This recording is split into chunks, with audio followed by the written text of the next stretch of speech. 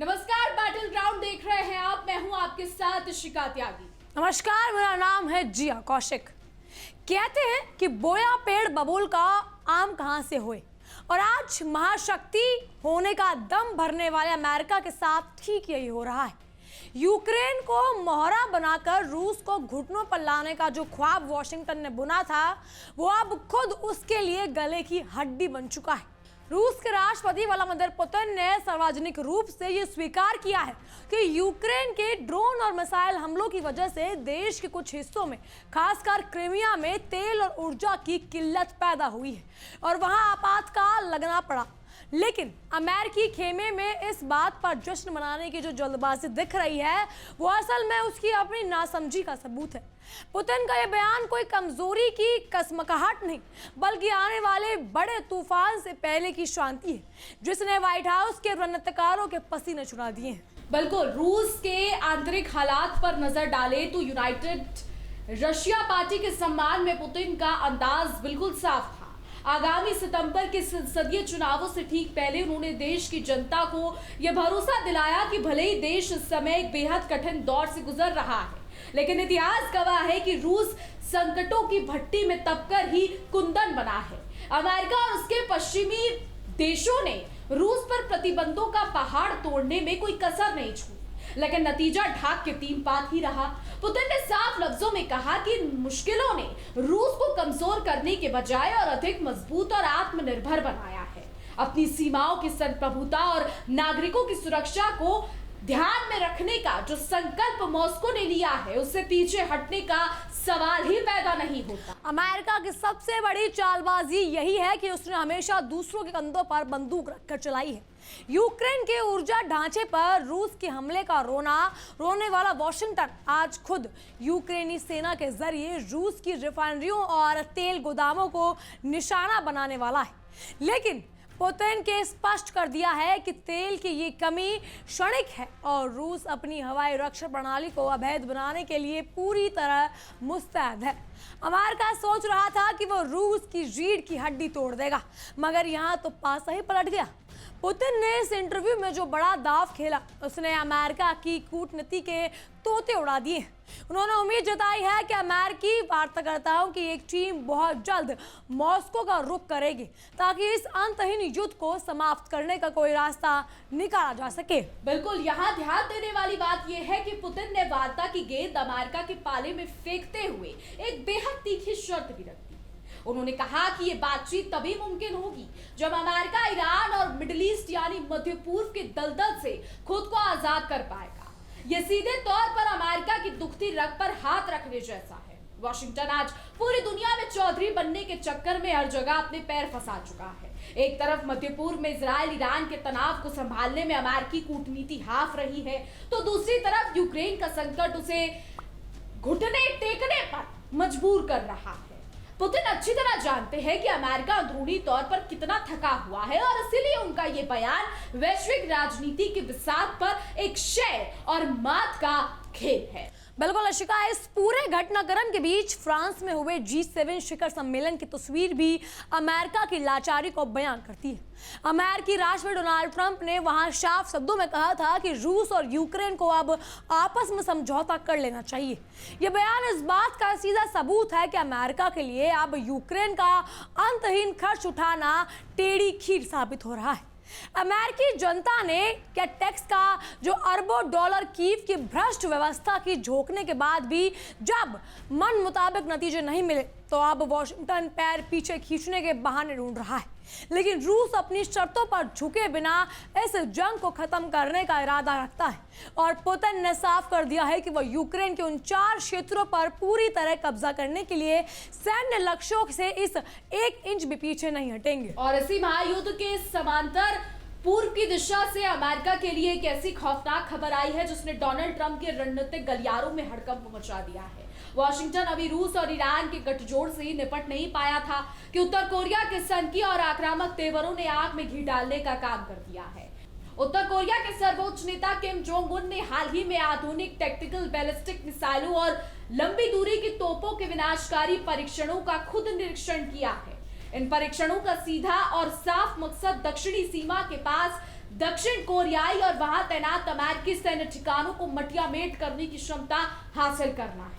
यह अमेरिका की उस दादागिरी को सीधी चुनौती है जिसके दम पर वो एशिया प्रशांत क्षेत्र में अशांति फैलाता रहा। बिल्कुल, कहते हैं कि दुश्मन का दुश्मन दोष होता है और आज अमेरिका की विनाशकारी नीतियों ने रूस, चीन और उत्तर कोरिया को एक ऐसे त्रिकोणीय में बांध दिया है जिसे तोड़ना नामुमकिन हो चुका है। दक्षिण कोरियाई खुफिया एजेंसियों का मानना है कि उत्तर कोरिया के सैन्य आधुनिकीकरण के पीछे मॉस्को का बहुत बड़ा हाथ है। यूक्रेन युद्ध में अमेरिका को उलझाए रखने के बदले रूस ने किम जोंग उन की नौसैनिक और मिसाइल तकनीक को वो पंख दे दिए हैं जिसे अब अमेरिका की मुख्य भूमि भी सुरक्षित नहीं बची। उत्तर कोरिया के पास आज की तारीख में 50 से 60 परमाणु हथियारों का जखीरा मौजूद है और उसकी हंसकॉग 17 तथा हंसकॉग 18 जैसी अंतर महाद्वीपीय मिसाइलें यानी ISBM सीधे वॉशिंगटन को मटियामेट करने का दम रखती है। और इस पूरे सैन्य शक्ति प्रदर्शन का सबसे खौफनाक चेहरा तब सामने आया जब उत्तर कोरिया ने समंदर में अपना एक नया दैत्य उतार दिया। 5000 टन वजनी इस महाविनाशक युद्धपोत का नाम है चोए हुन नामपो के पश्चिमी बंदरगाह पर आयोजित एक भव्य समारोह में जब किम जोंग उन ने खुद इस विध्वंसक पोत यानी डिस्ट्रॉयर को अपनी नौसेना के बेड़े में शामिल किया तो मानो अमेरिका की छाती पर सांप लौट गया। ये युद्धपोत सिर्फ पानी पर तैरता हुआ लोहे का टुकड़ा नहीं है बल्कि ये घातक बैलिस्टिक मिसाइलों, रडार को चकमा देने वाली प्रणालियों और दुश्मन के लड़ाकू विमानों के चीथड़े उड़ा देने वाली एंटी एयरक्राफ्ट गनों से लैस एक तैरता हुआ परमाणु किला। बिल्कुल इशिका, किम जोंग उन ने इस युद्धपोत के जलावतरण के मौके पर जो बयान दिया वो अमेरिका के अहंकार पर एक करारा तमाचा था। उन्होंने कहा कि सिर्फ अपनी समुद्री सीमाओं की रक्षा करने वाली हमारी नौसेना का दौर अब बीत चुका है। अब हमारी नौसेना परमाणु हथियारों से लैस एक पूर्ण सामरिक बल बन चुकी है। इसका सीधा मतलब यह है कि अगर अमेरिका ने दक्षिण कोरिया या जापान के जरिए उत्तर कोरिया को आंख दिखाने की कोशिश की तो किम जोंग उन अपनी नौसेना को सीधे अमेरिकी बेड़ों का नष्ट करने का आदेश दे देंगे।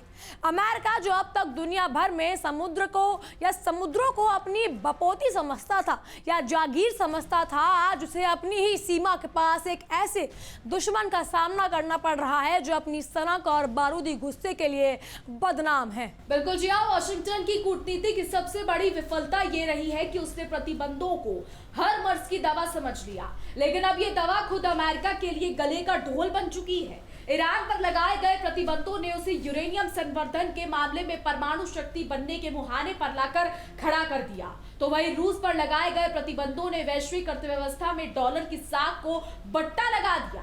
अब आज जब रूस, ईरान और उत्तर कोरिया एक साथ मिलकर अमेरिकी प्रतिबंधों की धज्जियां उड़ा रहे हैं तो व्हाइट हाउस के पास केवल खोखली धमकियां देने के अलावा कोई रास्ता नहीं बचा है। डोनाल्ड ट्रंप साहब एक तरफ ईरान के साथ युद्ध टालने के लिए समझौते की मिन्नतें कर रहे हैं तो दूसरी तरफ उत्तर कोरिया उनके सिर का सबसे बड़ा दर्द बन चुका। बिल्कुल इशिका, और डोनाल्ड ट्रंप इस तरफ चारों तरफ घिर चुके हैं। रूस यूक्रेन संघर्ष की आड़ में अमेरिका ने जो खेल खेला था उसकी परतें पूरी तरह खुल चुकी हैं। अमेरिका का मकसद कभी यूक्रेन में शांति स्थापित करना या वहां के लोकतंत्र को बचाना नहीं था। उसका असली एजेंडा था रूस को एक लंबे प्रॉक्सी वॉर में उलझाकर आर्थिक रूप से पंगु बना देना ताकि अमेरिकी रक्षा कंपनियां यानी मिलिट्री इंडस्ट्रियल कॉम्प्लेक्स अरबों डॉलर का मुनाफा कमा सके। लेकिन व्लादिमीर पुतिन ने पश्चिमी अर्थशास्त्रियों के सारे गणित को फेल कर दिया। रूस ने अपनी अर्थव्यवस्था को वॉर मोड पर लाकर न सिर्फ अपनी सैन्य उत्पादन क्षमता को कई गुना बढ़ा लिया है बल्कि तेल और गैस के नए बाजार ढूंढकर अमेरिका के आर्थिक प्रतिबंधों को ऊंट के मुंह में जीरा साबित कर दिया है। इतना ही नहीं, क्रिमिया में बिजली और ईंधन की कटौती को लेकर जो आपातकाल घोषित हुआ है उसे पश्चिमी मीडिया इस तरीके से दिखा रही है कि मानो रूस पूरी तरीके से घुट्टों पर आ गया हो, लेकिन सच्चाई इसकी ठीक उलट है। यह आपातकाल इस बात का संकेत है कि रूस अब अपनी पूरी ताकत को रीग्रुप यानी पुनर्गठित कर रहा है। पुतिन ने साफ कर दिया है कि उनका सबसे पहला काम हवाई रक्षा को मजबूत करना और क्रिमिया तक निर्बाध ऊर्जा आपूर्ति सुनिश्चित करना है। जब रूस इस चुनौती से पार पालेगा जिसकी उम्मीद पुतिन ने जताई है तो यूक्रेन के पास अपनी हार स्वीकार करने के अलावा कोई विकल्प नहीं बचेगा। अमेरिका ने जिस यूक्रेन को रूस के खिलाफ बलि का बकरा बनाया था वो अब पूरी तरीके से तबाह होने की कगार पर है। इतिहास गवाह है इशिका कि जो देश दूसरों के घरों में आग लगाने की कोशिश करता है उनके अपने ही घर सुरक्षित नहीं रहते। अमेरिका ने वियतनाम से लेकर अफगानिस्तान और इराक तक यही खूनी खेल खेला है और अब यूक्रेन में भी वो यही इसी ढेरे पर चल रहा है। लेकिन इस बार उसका पाला दुनिया के सबसे बड़े परमाणु संपन्न राष्ट्र यानी रूस और सबसे आक्रामक मिसाइल शक्ति उत्तर कोरिया से पड़ा है। उत्तर कोरिया का न्योंगबोंग न्यूक्लियर सेंटर आज दिन रात उच्च संवर्धन वाला यूरेनियम उगल रहा है, जिसे हर साल 6 से 7 नए परमाणु बम तैयार हो रही हैं। सिप्री की रिपोर्ट के मुताबिक अमेरिका की रातों की नींद उड़ चुकी है, जिसके मुताबिक किम जोंग उन के पास अब इतना बारूद है कि वो जब चाहे अमेरिका के किसी भी बड़े शहर को मलबे के ढेर में तब्दील कर सकता है। इसके अलावा वॉशिंगटन के नीति निर्माताओं को यह समझना होगा कि अब पानी सर से ऊपर जा चुका है। अमेरिकी राष्ट्रपति डोनाल्ड ट्रंप का G7 में ये कहना कि रूस से समझौता कर लो असल में अमेरिकी साम्राज्य के पतन की शुरुआत का एक बालिया बयान है। अमेरिका अब स्थिति में नहीं है कि वो एक साथ 3 मोर्चे यूक्रेन में, रूस, मध्य पूर्व में, ईरान और प्रशांत महासागर में उत्तर कोरिया तथा चीन से लोहा ले सके। अमेरिकी अर्थव्यवस्था खुद कर्ज के भारी बोझ तले दबी हुई है और देश के भीतर सामाजिक और राजनीतिक विभाजन चरम पर है। ऐसे में पुतिन की वार्ता की पेशकश असल में अमेरिका को सम्मानजनक तरीके से इस दलदल से बाहर निकालने का आखिरी मौका। लेकिन इशिका सवाल ये है कि क्या अमेरिकी अहंकार इस कड़वी हकीकत को स्वीकार कर पाएगा? पुतिन ने साफ कर दिया है कि बातचीत तभी होगी जब अमेरिका मध्य पूर्व में अपने फैलाए रायते को समेटेगा, यानी जब तक अमेरिका इजराइल और ईरान के विवाद से मुक्ति नहीं होता तब तक रूस उसे यूक्रेन के मुद्दे पर या मोर्चे पर चैन की सांस नहीं लेने देगा। इधर उत्तर कोरिया के समुद्री दैत्य यानी चॉय होंग की तैनाती ने साफ कर दिया कि यदि अमेरिका ने मॉस्को का या तेहरान के खिलाफ कोई भी हिमाकत की तो प्रशांत महासागर में अमेरिकी विमान वाहक पोतों को जल समाधि देने की पूरी तैयारी मुकम्मल हो चुकी है। रूस और उत्तर कोरिया का यह घातक गठबंधन अमेरिकी वैश्विक दादागिरी के ताबूत में आखिरी कील साबित होने वाला है। कुल मिलाकर वैश्विक राजनीति की बिसात पर इस समय जो मोहरे चले जा रहे हैं वो इस बात की तस्दीक करते हैं कि अमेरिका का सूरज अब ढलने की ओर है।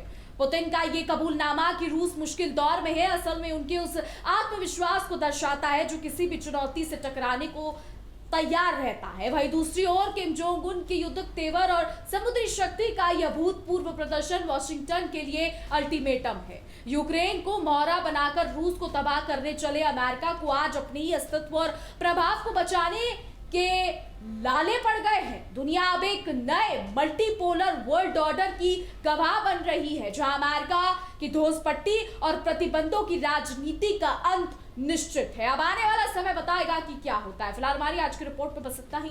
तमाम खबरों के लिए देखते रहिए इंडिया डेली 24/7। देखिए इंडिया डेली 24/7 अब आपके स्मार्ट टीवी पर। इंडिया डेली मौजूद है सभी डिजिटल प्लेटफॉर्म पर लाइव और लगातार। इंडिया डेली 24/7 हर दिन राष्ट्र को समर्पित।